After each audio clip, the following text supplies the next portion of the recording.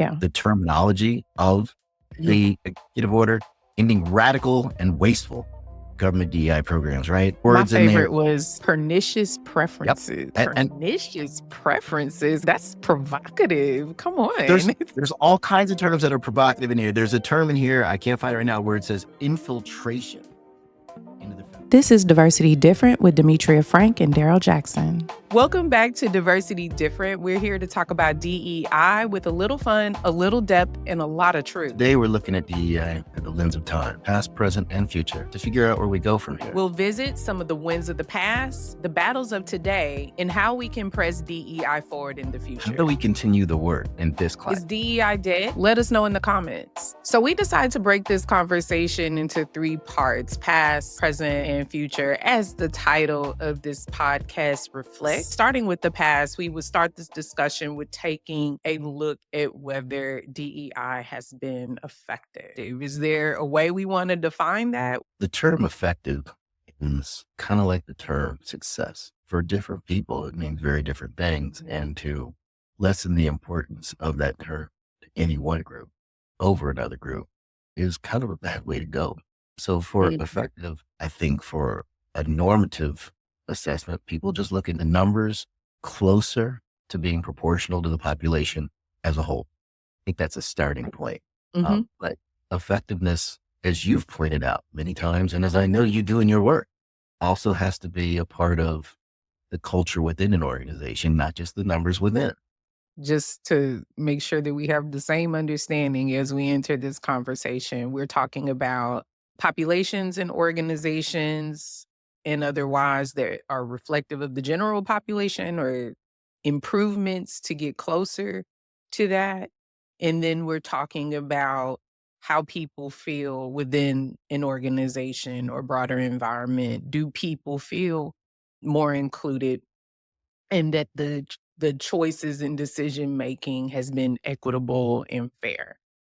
Is that kind of a reasonable place for us to start? That was perfect because everybody can go to the U.S. Census, right? It's all online. You can figure out what the population is generally.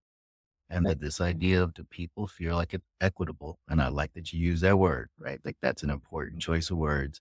Fair, and do they feel safe? Do we need a starting point? So in other words, what is our measurement time frame? I tend to want to say start with the civil rights era because that in a sense marks the beginning of what we are experiencing now. And this concept of DEI is a continuation of civil rights law and legislation, whereas legislation could only take us so far. DEI and DEI principles, policies are really needed to put those things into effect. I'm looking through the book real quick. My book, of course, right? Real quick. Okay, come on, book. You better raise that mug up again. Raise it up again. I'll do it at some point that's a little more appropriate. Hold like, on. we're going to hold up and put it up there. Like, you got a copy. I was looking it up real quick because I couldn't remember, was it President Johnson or President Kennedy that does the first executive order that's basically affirmative action, right? I think it's Kennedy, but it might have been Johnson. But I was trying to look that up so I didn't misstate that. But I think that's where you start. I think that's one of the executive orders that Trump repealed. Which is, yes. And that's why I thought it'd make a good bookend. We can talk about the executive order that started it and the executive order that intentionally tried to kill it. And so I knew I have it cited in But could we just generalize that and say civil rights era, mid to late 1960s? Yeah, I like that. So why don't we just say late 1960s era up until now? So let's get the question on the table. From the 1960 era until now, has DEI been effective? And I think that's a good time slot for us to work with is the like civil rights 60 era. years. 50 years, 60 nice years. Right? That's half a century. It's a long period of time. See Half a century of policy. Has that been effective? If we look across organizations based on your definition of success earlier, DEI has been effective because by and large, organizations are more diverse than they were in the civil rights era. Leadership is more diverse, representation of women, representation of people of color and ethnic diversity. all have improved, aren't necessarily coinciding with our general statistics, but are closer than they were during those eras. There's still big gaps in CEOs of companies in how many women are represented in those roles, how many people of racial and ethnic diversity that are in those roles. We have a long way to go on people feeling included in the workplace. We have a long way to go on equitable policy, but we have also made advancements like paid family leave, which could be looked at as a DEI success across all cultures, right? So I think we have a lot of data sets that suggest that these policies have by and large been effective, been successful, have realized success, have a long way to go. I'm not ready to say that it's effective. I'm ready to say that it's helpful. And the Mhm, reason I say this is from both a data driven quantitative standpoint and a data driven qualitative standpoint. I'm not ready to concede effective. The numbers have mhm. surely increased. I had a book club meeting last night with two of the folks that I went to undergrad with. And we talked about how within the college that we attended, our class had about 40 people. The entire school had about 100 people. Out of the approximately 10,000 total students, 100 people in the entire school were Black. Theoretically, that it was effective. The numbers were still so insignificant that it wasn't changing the culture, and nobody of Mm, our racial structure, right? No Black student felt safe, right? Let's be clear about this. That's not effective. It wasn't effective. It was helpful because the numbers were better than they mhm. were 10 years before, but people felt unsafe, unsure, unsupported. African Americans leading organizations went from 3% to 3.3%. I think just how timid those numbers are and how small some of those gains have been have to put some pause on going as far as to call it effective. So I'd agree. I'd agree with you. I can get with you on that for sure. All right. So my pushback, Paul, that's what I'm gonna call myself today. No, that's who you are today, pushback Paul. Okay. I think we have to be honest about where DEI has fallen short.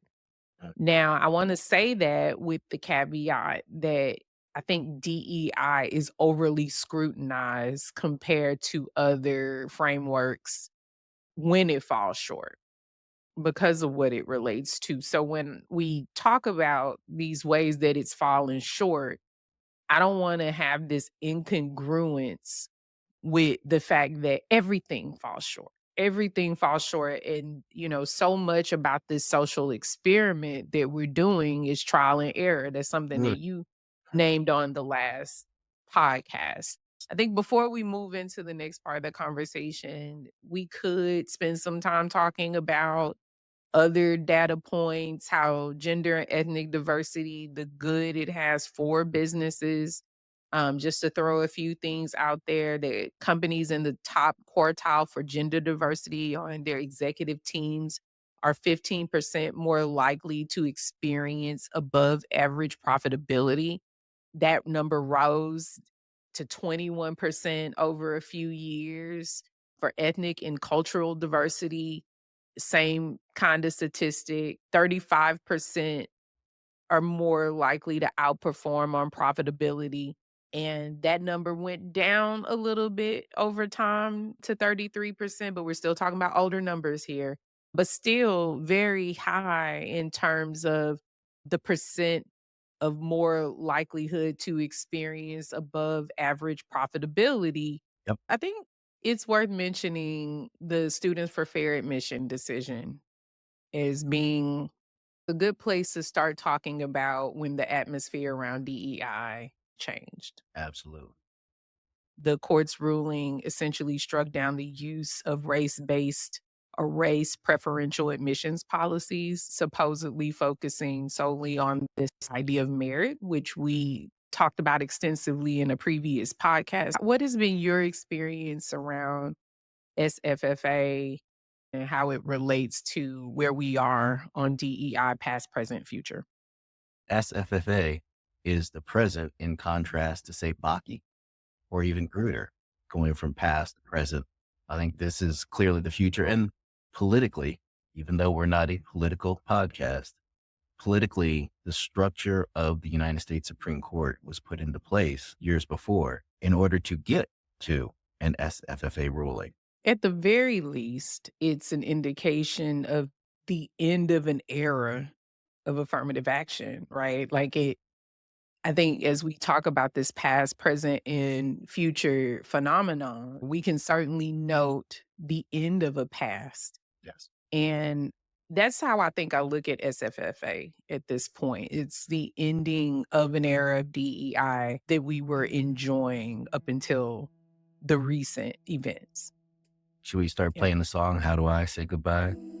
Like, put it That's back down to, definitely you said, end of an that's era. the feeling it evokes, right? This Harvard decision has made a difference at elite schools. For example, Harvard only enrolled 3.4% or 19 first-year Black law students, which is the lowest number they've had since the 1960s, since that's our data set we're looking at. This was the lowest number of students since then, had less than half of the 43 students they had in 2023. Right. So this is their lowest number since 1965. Yep. Harvard undergraduate has also seen a decrease, not as substantial, but for first year undergraduate students, it fell to 14% for Black first year undergraduate students from 18% in Right. 2023. Right. There's also been a drop in other demographics, including Hispanic and Native American students. Right. And then you've got other schools, just looking at law schools again, like Columbia, New York, who also saw slight drops in Black enrollment from 48% to 42%. So in terms of elite schools, it seems like SFFA has made a big difference. It was no mistake that Harvard was where conservative anti-affirmative action groups focused. It's not a surprise Right. because that's where the most movement was expected to The happen. reason that you're going to see direction of attacks at Harvard is Cheryl Harris's law review article, right? Whiteness is property. And the Mhm. property interest is the degree from Harvard. That is a property Mhm. interest. And so for those of you who want Absolutely. to dive deep, read Cheryl Harris's article. She does a great job of illuminating that property interest and why you go after Harvard first. The dean of the law school that I was on the panel with, who talked about the reason it hit Harvard and elite schools the hardest is because historically they had to work the least hard to get those students. So Mhm. this dean is at a school that's not an elite school. Yeah, We're because the dealing other with, schools just recruited by name, right. All I got to do is say I'm Harvard. and if you get in, you going. Right. I wanna move into more of the present because this past week, we got Donald Trump's executive order on DEI. I do wanna refer back to Trump's executive order on DEI from 2019. It was one of the last things he did in his first term in office, so it really wasn't surprising that this was a high priority for him in his very first week in office, and he promised on the campaign trail, Right. along with lots of his surrogates, that this would be a big priority. So, just general impression on seeing the order this week, we already said wasn't surprised, right? No, can't be surprised. What were your other reactions to it generally? McCarthyism. I mean, at the Elaborate, bottom, tell me this more. this was all the Mhm. things that came up during the civil rights era and the challenges that MLK, Martin Luther King Jr., the Dr. Reverend Martin Luther King Jr. was a communist, and McCarthyism was saying everybody's got to turn over these people who were saying these things, and they were being blackballed from jobs. All this looks a lot like what I saw as soon as that came out. And Yeah. the terminology of the executive order, ending radical and wasteful government DEI programs, right? My Words in there. favorite was pernicious Yep. preferences. And Pernicious preferences? That's provocative. Come there's on. there's all kinds of terms that are provocative in here. There's a term in here, I can't find it right now, where it says infiltration into the federal Mhm. government, right? These are It's a all the mess. same type of comments that we got if you go back to review McCarthyism, that era, the investigations, all of that, the exact same type of allegations and challenges. And that's before we even talk about how much this looks like what happened in other countries in earlier decades. We could just start with the title, Ending Illegal Discrimination and Restoring Merit-Based Opportunity. That suggests progress of some Right? sort, but the order goes on to just gut every tool of equity possible, Yes. right? Yeah. It's like naming a bulldozer the gardener. It's Ah, not I planting love it's that not one. planting anything, right? It's just tearing shit down. The fact Right. that merit is even in the title and they diminish DEI till illegal discrimination. Like that's a big vendetta you have with a set of policies when you take the unilateral privilege to call it illegal. Things that have Right. been perfectly legal and been practiced for time, like, Right. we start out by labeling them illegal, and And it's a like you vendetta. said, it's from a Ven- playbook that we know, and there's a vendetta here. Vendetta is a really good word. I'm glad you used it because I hadn't thought about that word before, but you used it Yeah. perfectly because section one says, right? The Biden administration forced illegal and immoral discrimination. The Biden, like this is a vendetta. This is a vendetta. As if it's new as well. Yep. Right. Yeah. Right. Oh no, vendetta is a perfect word for it. There was a few lines that I really liked for various reasons. One Uh-huh. is these civil rights protections serve as a bedrock supporting equality of opportunity for all Americans. The fact that it started off in Section 1 Mhm. referring to longstanding federal civil rights legislation in order to basically undermine the continuation of that legislation is really interesting. It's like as if it's saying, we already had these laws and we went on to create policies that undermine those laws, as if when those laws were passed, that was it. Everything was perfect, everything was fine. And there wasn't this need to exec, right? To Right. Right. carry Right. out Right. Right. what those policies meant, right? The fact that it starts out celebrating that landmark civil rights legislation as bedrock, yet repeals affirmative action for federal contractors to prevent discrimination, that's just unreal to me. What are we Know that doing? once we have the election, none of us should be shocked that this is the outcome. And so Yeah. now we have to decide, and I say we as an entire nation, is this what we want? And if so, maybe that's who the country is, right? This is what we want. This is what the country is. So don't deny that that's who we are. What did it say? Identity-based spoil system. What does that even mean? What is an identity based spoil system? This is so dramatic. I think you know what Then it means. the irony of them streamlining federal contracts, even though DEI is a waste of time, we're going to spend more time and money at getting rid of it in private organizations that we have no control of. That's part 4, right? Section 4. Absolutely. Yep. I also love section three because it's the part that, and we do this in all contracts. I don't want to pretend like it's unique to this one, but any contract. But I love that they put this in here because it's a small section, right? Section three is only 4 lines.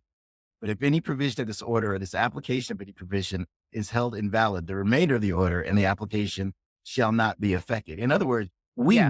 we know this is going to be in court. We know We I'm about to get know, sued. right? And in the meantime, we gonna confuse the hell out of you as to Yes. what is actually illegal because it calls this conduct illegal, but It- it's not illegal, actually. It's almost funny to read if it wasn't so seriously right. damaging and Right. we knew that it would just sow nothing but confusion. Yes. And that's what it's intended to do. So that's our present in DEI. That is exactly the present. Part of the rationale behind putting out these executive orders is, as we said before, to create a level of fear. Work, Mhm. right? It's doing that to Mhm. a number of organizations, which is why we need to enhance the prop to other organizations like Costco, like Pepsi, Microsoft, right? There's a bunch of them out there. I think Cisco that have said, we will not bend to fear.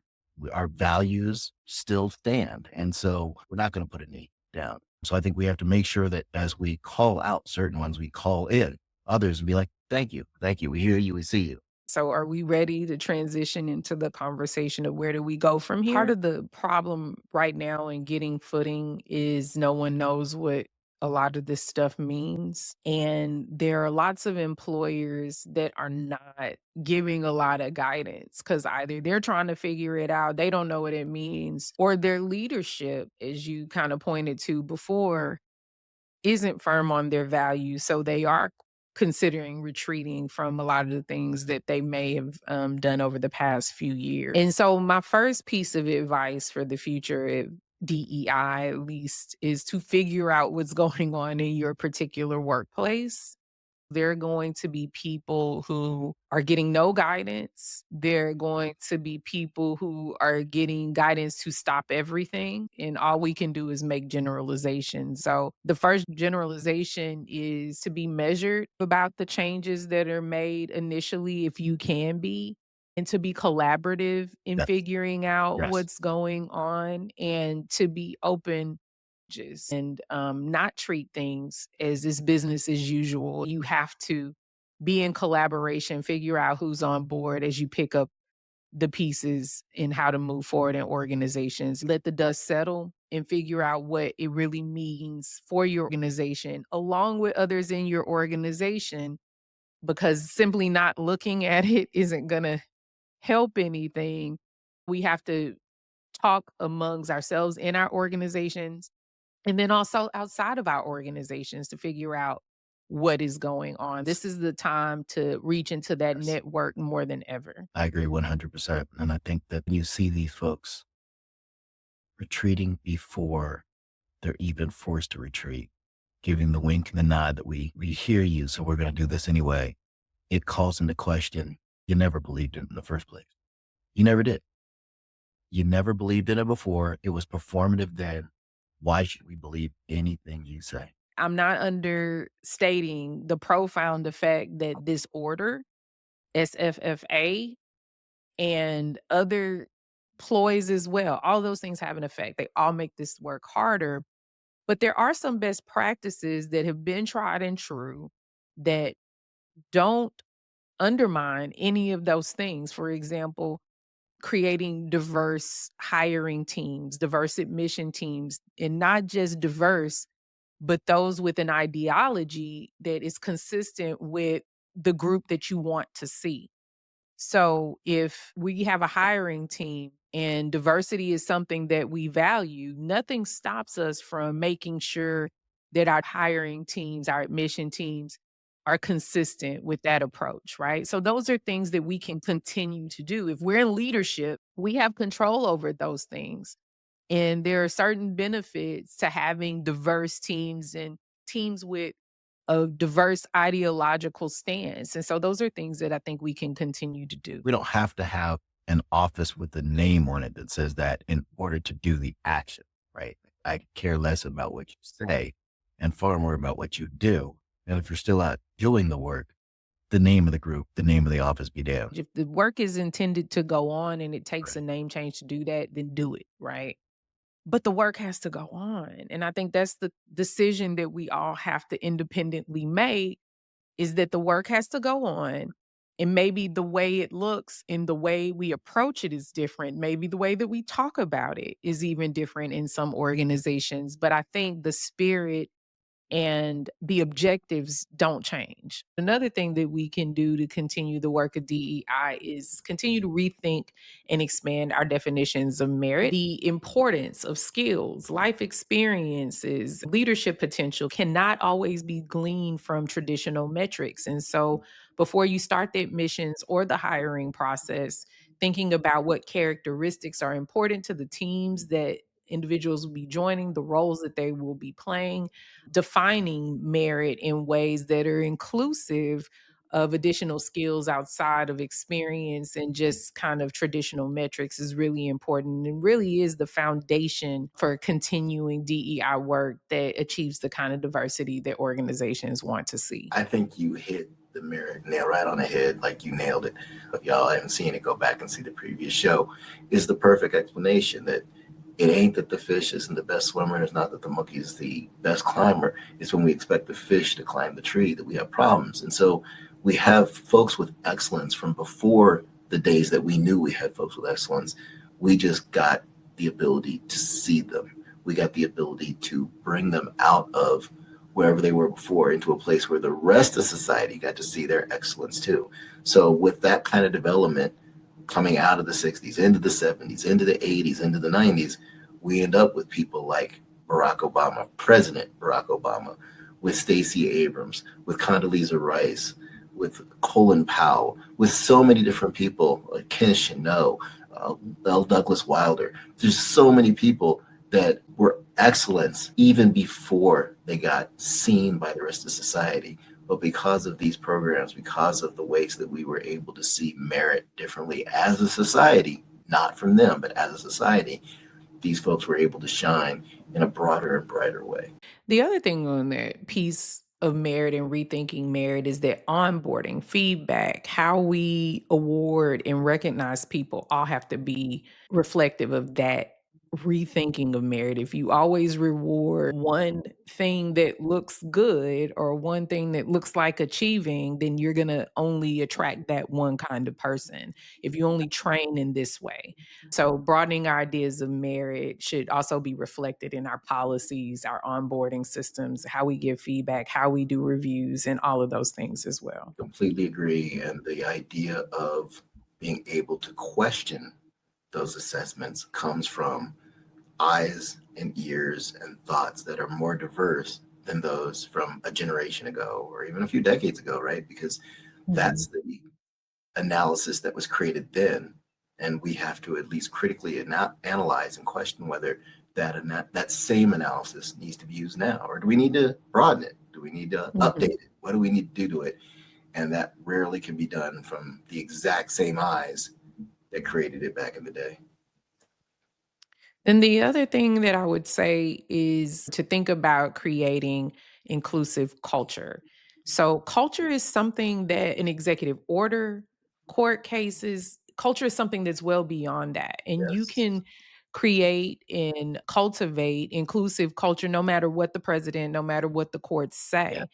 say. Democratizing knowledge, rethinking our ideas of merit, as we just talked about. Those are all things that create an inclusive culture, making sure that employees have a reporting system, making sure that employees know where to find things, making sure that the way we mentor and assign work are equitable. Those are things that deal with culture and have nothing to do with racial preference, have nothing to do with any kind of preference, because those are things that benefit employees no matter what background they're from or how they were recruited.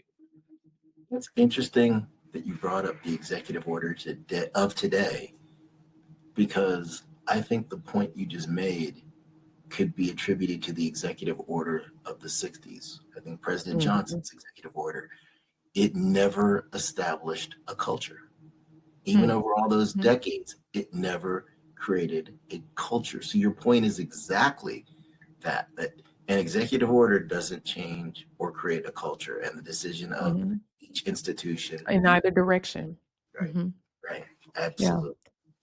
I would also mention our Culture Matters guidance document. We talked about that some on the first episode. I'm going to make that available in the description in this episode as well, which again, improvements to culture can be made regardless of what is in a court opinion and regardless of an executive order. The question remains on training. I don't know if we want to recommend training right now, given that so much of the attacks have been toward training specifically. I'm of the mind that if the training isn't going to be substantial enough to really do the work, so to speak, to do things like diffuse bias and mitigate bias to actually help people lift their awareness and give them the knowledge and the skills that they need in order to be culturally proficient. If we don't have time to do that, my personal sentiment is to forego training, but I know Daryl has a different opinion on that, so I'll let him. We've debated on this, and I like the fact that we debate on this. And I'm of the inclination that while I agree with you, I want to warn institutions, I want to warn companies, I want to warn groups that the one and done doesn't fix anything. It's checking a box, and it's not going to make cultural change. I am of the opinion that a lot of times it's about giving that spark to the fire, that something that's not a full on 3 month, 6 month, 1 year program can still provide. And oftentimes the group that's already inside of that environment, that business, that institution is looking for some supportive voice to come in and just reaffirm them, to help them feel like they're not alone, that they get some strength. And if that's something I can provide, then I'm willing to take that. I'm willing to think that, okay, I helped y'all last another day, right? And I don't want to say it's not enough unless it's all. So then the last thing that I would say in terms of how do we do DEI now and going forward is I think we do need these. This is what we talked about before, is kind of accepting the criticisms of DEI along with the improvements that we might be able to make to it. And I think that we have to start setting measurable goals and objectives that go beyond the numbers, that we have to focus on measurable goals in terms of equity and measurable goals in terms of how people feel, whether they feel engaged, whether they feel included, rather than focusing solely on the diversity numbers. One of the reasons why we call ourselves diversity different is because we often get that call that refers to diversity numbers. And our approach is typically to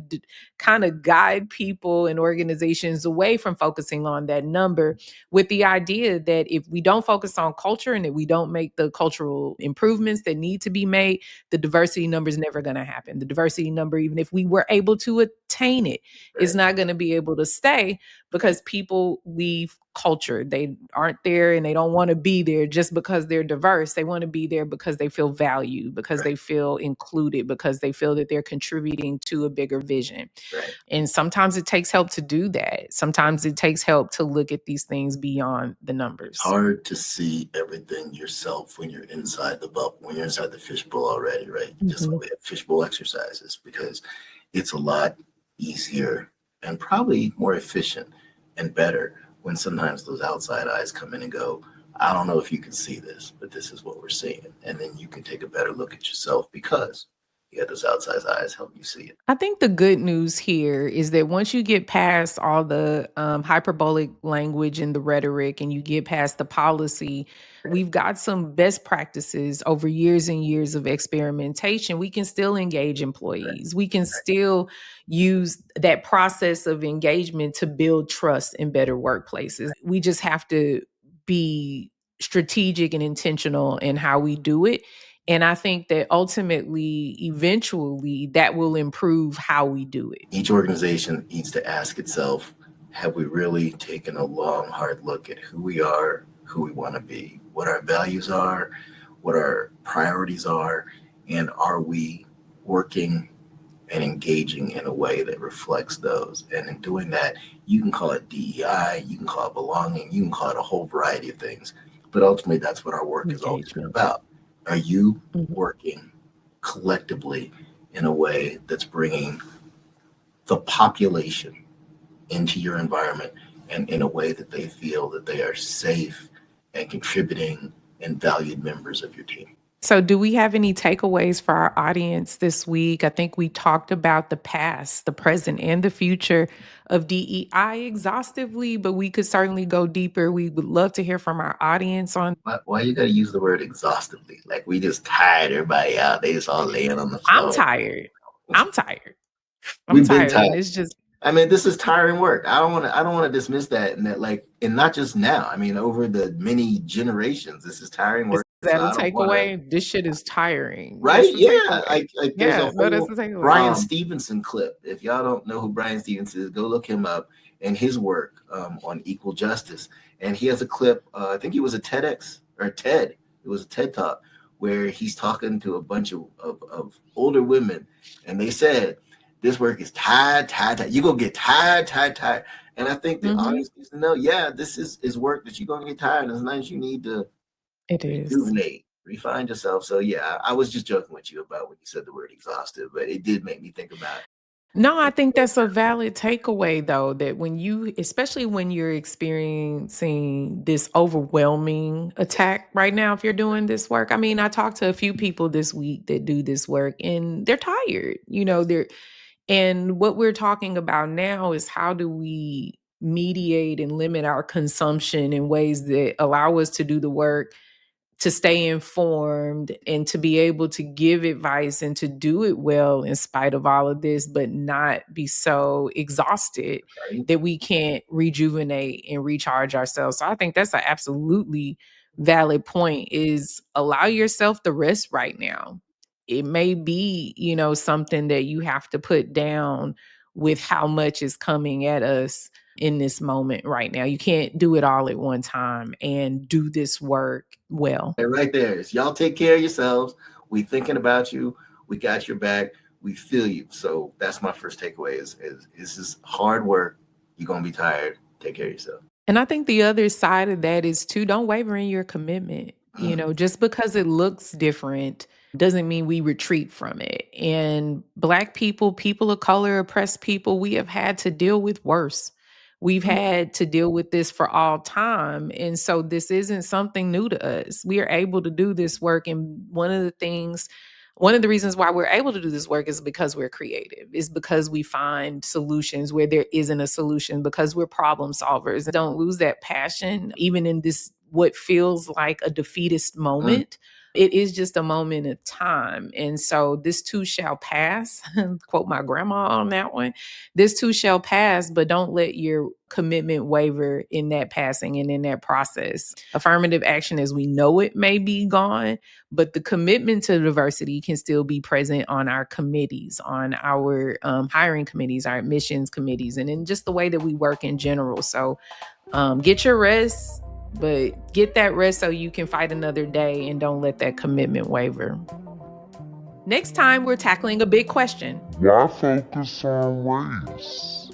We'll challenge the myth of the colorblind workplace and explain why ignoring race perpetuates systemic inequity. So for our audience members out there, as always, we're curious on your take. What strategies have you found most effective? Make sure to take a moment, put your thoughts, your ideas, your suggestions in the comments below. Until next time, we encourage you to think about diversity different. Don't forget to like, subscribe, and share.